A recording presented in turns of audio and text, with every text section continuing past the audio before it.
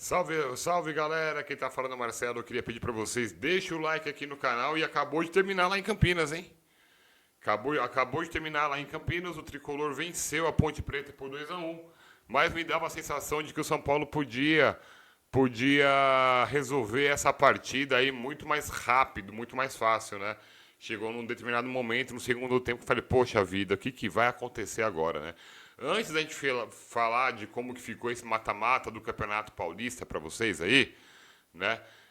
Vamos falar rapidamente da partida, como que foi, teve pontos, teve coisas boas também, né? Porque assim, como que ficou agora, né? O São Paulo agora vai aguardar a definição da Federação Paulista de Futebol para saber o dia e horário do confronto contra o Bragantino. Para as quartas de finais, nós vamos passar ao vivo esse jogo aí. E a Ponte Preta, rebaixada para a Série A2 do Paulista, concentra agora os seus esforços para a Série B do Campeonato Brasileiro. Agora sim, falando um pouco sobre a partida, o São Paulo parecia que venceria, como eu falei, até com certa facilidade a rebaixada Ponte Preta, né? Porque logo aos 2 minutos o Sabino acertou o travessão num chute cruzado dentro da área, depois do cruzamento do Enzo Dias. E aí depois, no entanto, o lance foi praticamente uma das raras chegadas do São Paulo na etapa inicial. Né? O São Paulo encontrou depois algumas dificuldades, né, para poder infiltrar e criar chances claras, né?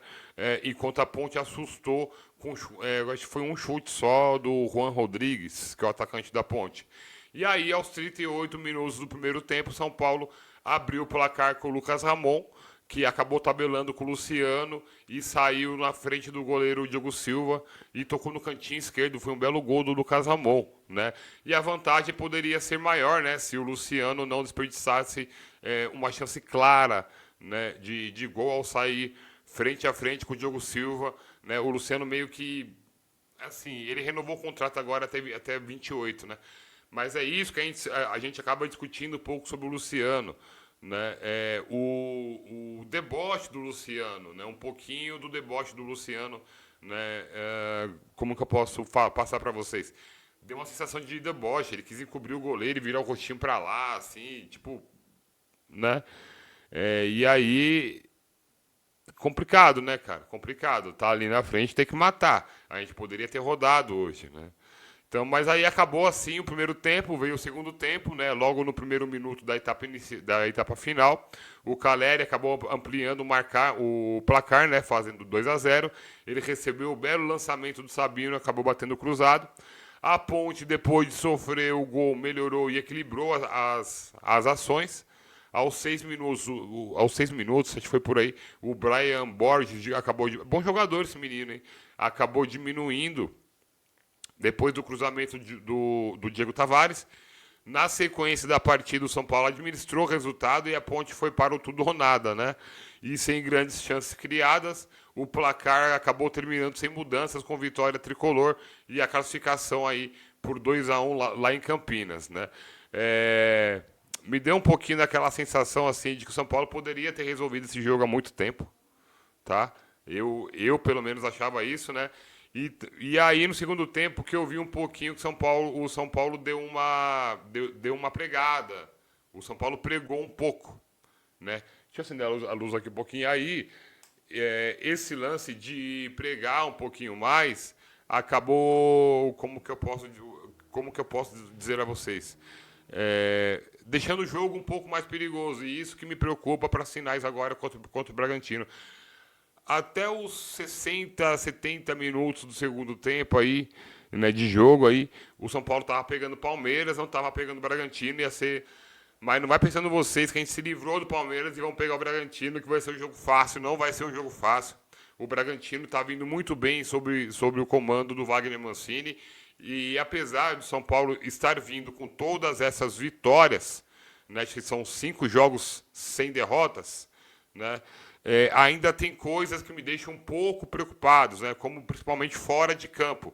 Na última sexta-feira, o presidente de São Paulo fez uma entrevista, né?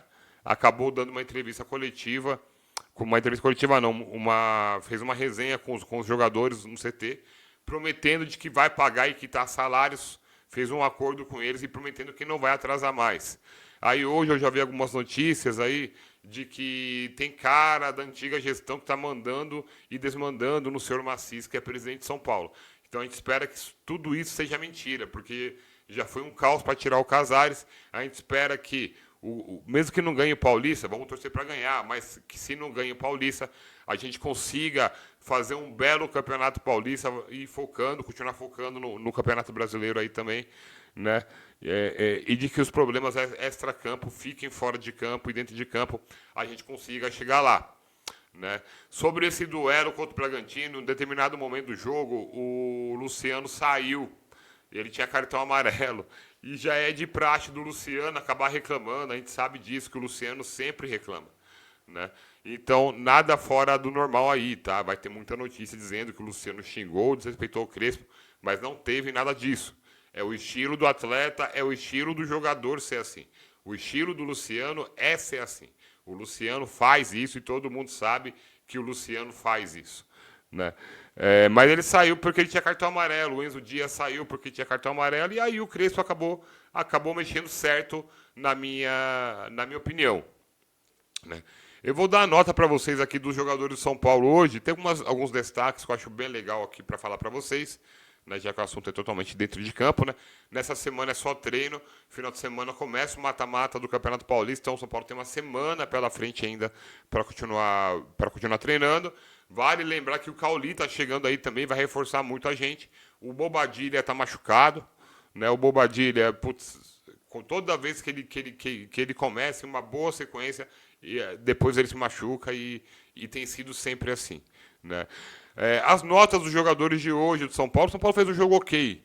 Tirando o segundo tempo, que me preocupou é que São Paulo pregou. São Paulo pregou. Inclusive o Lucas pregou. Me deu a sensação de que estava muito cansado no segundo tempo. E natural, início de temporada, né? Mas o ano passado, no meio da temporada, os caras estavam morrendo também, né? Então a gente tem que ficar esperto nisso aí e cobrar isso também, né? Nota dos jogadores de São Paulo para vocês, eu dei nota 6 para o Rafael, 7,9 para o Lucas Ramon, muito bom jogador. Ele fez o primeiro gol com a camisa do São Paulo num momento muito importante, né? E ele vem jogando muito bem, esse menino. Vem jogando muito bem, veio do Mirassol. O Alan Franco, nota 7, muito seguro, né? Confiável e sem erros. Foi ok. O Sabino foi muito bem hoje também. Ele deu uma assistência de cinema no início do segundo tempo para o Caleri fazer o gol. É característica do Sabino sair jogando sair jogando bem. Ele tem um bom toque de bola. Vai ter contrato renovado aí até 2028 também. Enzo Dias, nota 7. Né? No primeiro tempo ele foi muito bem. No segundo tempo, o lateral da Ponte fez o que quis com ele, mas ele estava cansado. Mas é um grande jogador. O Wendel entrou, jogou pouco, nota 5. O Marcos Antônio, uma formiguinha, né? O que o Marcos Antônio vem jogando, não é brincadeira, né? Tá jogando demais. Dei nota 9 para ele. Ele é um motorzinho do time de São Paulo, gente. Pode ver quando o Marcos Antônio sai, mesmo com o Lucas em campo, a intensidade do meio de campo de São Paulo cai. O Marcos Antônio é um jogador maravilhoso. Luan, saudade do Luan, que legal que ele voltou. O Luan, nota 6,5. Pablo Maia, mal na partida, nota 6, mas tá voltando, ainda não se encontrou depois da contusão. Danielzinho, nota 8, grata surpresa também. Lucas Moura, 7,5. Luca, jogou muito pouco, sem nota, vou dar 6, vai, porque é de Cotia. Luciano, nota 6, poderia dar mais, mas perdeu um gol que não se perde. Pedro Ferreira entrou bem, nota 6. Caleri, nota 9. Ele foi o típico centroavante hoje, né? Quase não tocou na bola. Teve tempo para poder finalizar forte. O lançamento do Sabino contou com o desvio na marcação, né, e marcou o segundo gol do São Paulo. Aí entrou o Tapia sem nota e a nota do Crespo hoje foi ok, nota 7 para o técnico Hernan Crespo. Gostei de São Paulo desses 5 jogos para cá, não é só porque está ganhando, né? Saiu agora há pouco aqui o duelo, a data das quartas de finais. Vamos ver aqui, ó. Deixa eu ver aqui. Parece que saiu aqui, hein, gente, ó. Os confrontos serão Novo Horizontino e Santos, Palmeiras e Capivariano, Bragantino e São Paulo, Português e Corinthians. Elas serão disputadas no próximo final de semana. O mando de campo será de quem teve a melhor campanha. Então o Bragantino teve a melhor campanha, o São Paulo vai jogar lá. Em caso de empate no tempo normal, a decisão será para os pênaltis. Os 4 classificados avançam para a semifinal, já sabe disso, né? que está previsto para o dia 1 de março, também em partida única, e o mando seguirá o critério da melhor campanha. E aí os confrontos serão definidos a partir da pontuação acumulada até as quartas de finais. A final vai ser no dia 4 e no dia 8 de março, considerando, deixa eu ver aqui, considerando a melhor campanha também. Quem tiver a melhor campanha joga o segundo jogo da final em casa. A Federação Paulista de Futebol vai acabar detalhando datas e horários das fases decisivas nos próximos dias, então a gente fica atento, a gente vai trazendo para vocês aqui. E os resultados de hoje, Botafogo 0, Capivariano 1, Primavera 3, Noroeste 3, Mirassol 1, Portuguesa 2, Palmeiras 1, Guarani 1, Ponte 1, São Paulo 2, Bragantino 2, Noroeste 0, Santos 6, Velo Clube rebaixado 0, São Bernardo 0, Corinthians 1, então foram rebaixados para a Série A2 do Campeonato Paulista, Ponte Preta e Velo Clube, que tinha voltado o ano passado, beleza? Eu ia falar para vocês aqui uma coisa sobre a semana de São Paulo, né? O Arboleda, cara. O Arboleda, ele tá no Equador para poder resolver problemas pessoais, mas eu acho que vai dar alguma encrenca para ele aí, hein? Porque ele foi visto no camarote no jogo do Messi, lá no Equador. Então vamos ver aí o que a diretoria de São Paulo vai falar sobre o Arboleda, né? Não é a primeira vez que ele faz isso, né? Ou ele volta ou não volta, né? Vamos e convenhamos, né? Mas em linhas gerais gostei de São Paulo. Uma semana de treinos pela frente, pra gente vai acabar sendo excelente tudo isso, né? A gente vai trazendo maiores informações para vocês aqui. Vamos dormir feliz, digerir essa vitória maravilhosa nesse domingo de carnaval. Amanhã eu faço uma livezinha com vocês pra gente conversar um pouquinho mais sobre tudo que tá acontecendo no tricolor do Morumbi, beleza? É isso. Eu sou o Marcelo, eu vou ficando por aqui. Queria pedir para vocês, deixem o like no vídeo. Me perguntaram sobre a arbitragem, ela foi ok também. A gente não teve muito questionamento sobre a arbitragem também. A arbitragem foi super tranquila. Foi uma arbitragem super ok também, beleza? Final de semana, então, tem transmissão das finais do Campeonato Paulista de Futebol para vocês aqui no canal. E dos outros jogos serão na uniãoesportesradio.com.br. Vocês acompanham lá, beleza?